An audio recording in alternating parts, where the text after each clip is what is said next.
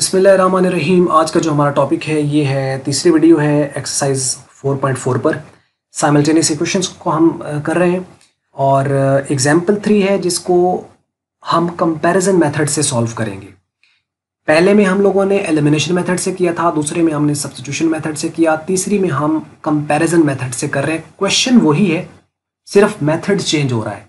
और इससे हम ये भी देख लेते हैं कि तीनों में आंसर सेम आ रहा है, मीन्स कि आप कोई सा भी मेथड एडॉप्ट करके कर सकते हो जो सा आपको आसान लगे। अच्छा देखो, कंपैरिजन मेथड में क्या करते हैं, कंपेयर करते हैं। और कंपेयर लाने बात है उनको किया जाता है जो इक्वल होते हैं, उन्हीं को हम करेंगे ना। कि कंपेयर हम करेंगे कि जैसे मुकाबला करना होता है ना, यानी तकाबुल करना होता है, तो तकाबुल हमेशा या मुकाबला बराबर का किया जाता है। तो यहाँ पे हम क्या करेंगे, उनको इक्वल करेंगे और इक्वल करके उनको कंपेयर कर लेंगे। इक्वल किन्हें करेंगे, क्या करेंगे, वो तरीकाकार ये है कि आपके पास वो एक सेट ऑफ इक्वेशन दे देगा। जैसे उसने ये दे दिया है, आप इनको सबसे पहले तो नंबरिंग दे लें। पहले को 1 दे दिया, दूसरे को आपने 2 दे दिया। अब आपने पहली इक्वेशन में से किसी एक वेरिएबल की वैल्यू निकाल लेनी है, चाहे x की निकाल लो चाहे y की निकाल लो। निकाल ली। अगर आपने यहां से x की वैल्यू निकाली है ना, तो फिर आपने दूसरी इक्वेशन से भी उसी तरह जैसे वहां वैल्यू निकाली है, इसी तरह इधर से भी x की वैल्यू निकाल लेनी है। अगर आपने वहां पहली इक्वेशन में y की वैल्यू निकाली है तो यहां पे भी आपने फिर y की वैल्यू निकालनी है। इससे क्या होगा, इससे ये होगा कि x की वैल्यू इधर भी आ रही है और x की वैल्यू इधर भी आ रही है, तो इसका मतलब उन दोनों वैल्यू को इक्वल रख के हम y की वैल्यू निकाल सकते हैं वहां से। और अगर आपने y की वैल्यू निकाली हुई है इन टर्म ऑफ x, तो वो भी y is equal to something और यहाँ पे भी y is equal to something, तो वो भी y की वैल्यू, ये भी y की वैल्यू, उन दोनों वैल्यूज को हम इक्वल करके वहां से हम x की वैल्यू निकाल सकते हैं। तो जब एक की निकल आएगी दूसरे में पुट करके हम उसको दूसरे की वैल्यू निकाल लेंगे। ये है इसका तरीकाकार। आइए अब हम देखते हैं कि ये कैसे हुआ है।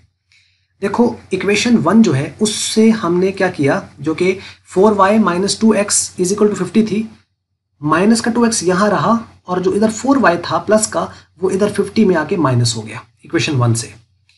अब यहाँ पे ये 2 इधर क्या है, मल्टीप्लाई, उधर जाके क्या हो जाएगा, डिवाइड, तो माइनस का x बच जाएगा। जब ये इसको डिवाइड करेगा तो ये इसको डिवाइड करेगा तो 25 हो जाएगा, इसको डिवाइड करेगा तो माइनस का 2y हो जाएगा। अब आप इसका माइनस खत्म करना चाहो तो दोनों तरफ -1 से मल्टीप्लाई कर दो, ये भी प्लस का हो जाएगा, ये भी प्लस, ये प्लस का हो जाएगा और ये माइनस का हो जाएगा। जब ये माइनस का हो जाएगा तो इसको आप बाद में लिख लो, इसको चाहे पहले लिख लो, तो इसको x is equal to 2y minus 25 लिखा जा सकता है। इसको हम नंबर 3 दे देंगे। यानी प्रॉब्लम तो नहीं है ना कि -1 से मल्टीप्लाई किया तो ये प्लस का हो गया, ये माइनस का 25 हो जाएगा ना, और ये प्लस का 2y होगा। तो हमने सिंपल क्या किया, जो प्लस का था उसको पहले लिख दिया और ये माइनस का था उसको बाद में लिख दिया। समय लगी होगी।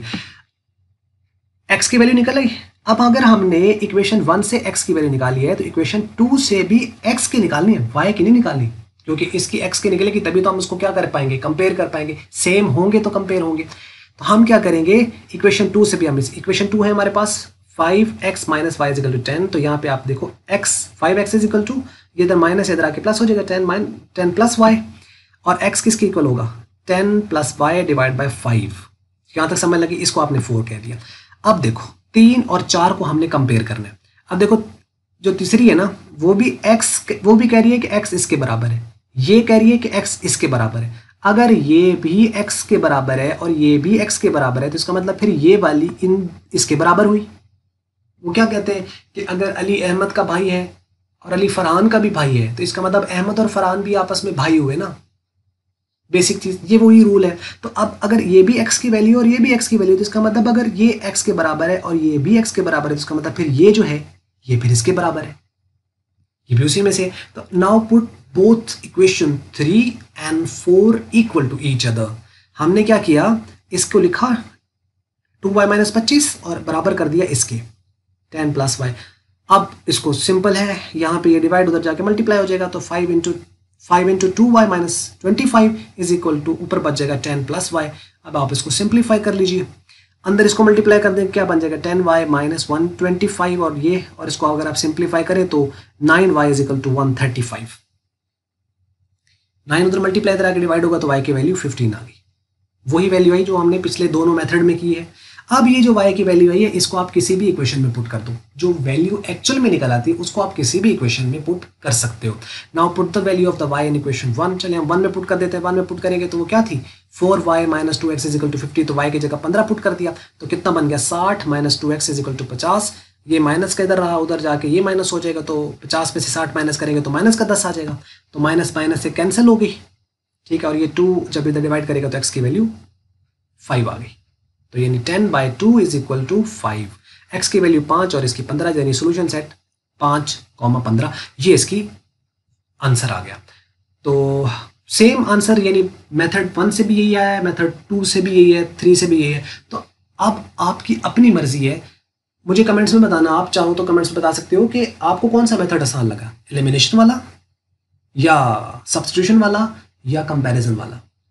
तो आपकी मर्जी है, जिस मर्जी मेथड से आप इसको कर लो, जौन सा आपको आसान लगता है। और ये पर्सन टू पर्सन वेरी करता है, किसी को कोई आसान लगता है, किसी को कोई आसान लगता है, तो ठीक है, तीनों है, उनमें से आप जौन सा मर्जी कर लो। हाँ, क्वेश्चन में वो कह दे कि इस मेथड से करना है तो फिर आपको उसी मेथड से करना है। वो आपको ओपनली क्वेश्चन दे देता है और कहता है सॉल्व, तो फिर आपकी मर्जी है, जिस मर्जी मेथड से कर सकते हैं।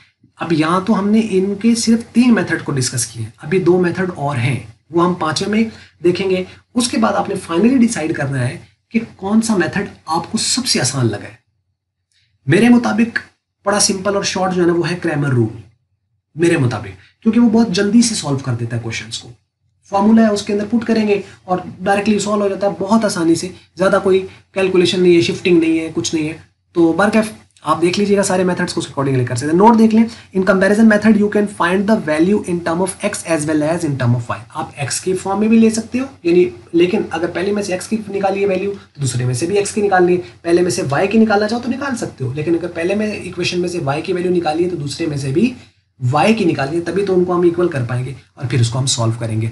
सब्स्टिट्यूशन मेथड और कंपैरिजन में अक्सर थोड़ा कंफ्यूजन रहता है। कंपैरिजन और है, इसमें हम दोनों में इक्वेशन में से एक वेरिएबल की वैल्यू निकालते हैं और सब्स्टिट्यूशन में एक की निकाल के दूसरे में पुट करते हैं। तो बाकी एलिमिनेशन का तो वैसे ही पता है, उनको हम सेम करके किसी एक को x को या y को और उसको हम प्लस माइनस करते तो ये कट जाता, तो बाकी के हम वैल्यू निकाल लेते हैं। ले जी, ये थी वीडियो, ओवरऑल आपको समझ लग गया होगा। और अगर आपको मल्टीपीडिया की वीडियो अच्छी लगी इसको आप लाइक कर ले, शेयर कर ले दूसरों के साथ। अगर आपको अच्छी नहीं लगी इसको आप कर दे डिसलाइक। और वीडियो देखने का बहुत शुक्रिया।